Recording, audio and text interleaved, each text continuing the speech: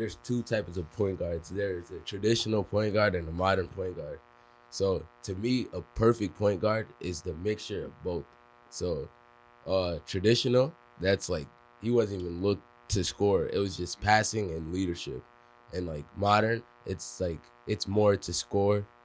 There's still playmaking into it, but it's like just basically scoring.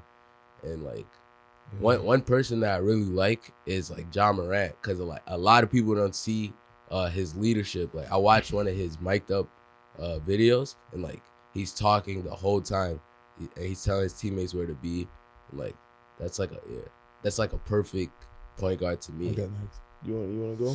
I feel like a true point guard doesn't have to be like a person who racks up a lot of assists or stuff like that. It's like a person like when their team's like down, they can also be like a leader. Usually the point guard is the leader, but usually like the point guard is the leader and stuff like that. But like when they're like teammate, like say if their teammate like does a bad play, he has his head down, he makes sure like that guy straight picks his head up for him and like encourages him through it.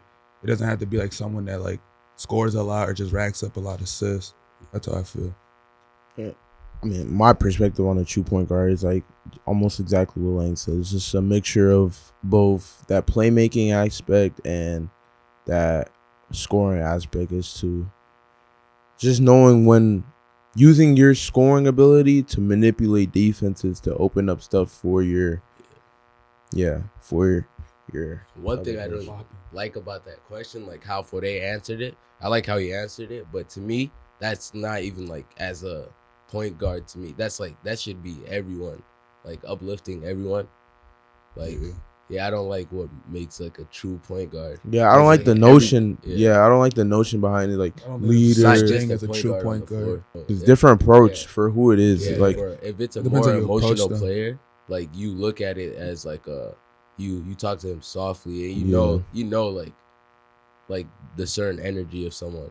I feel like if it's somebody that I feel like you can't talk to him softly. Like, if you talk to him softly, he thinks it's like you're coddling him. You gotta like push him to be better. But don't you see like a lot of people like this AAU season?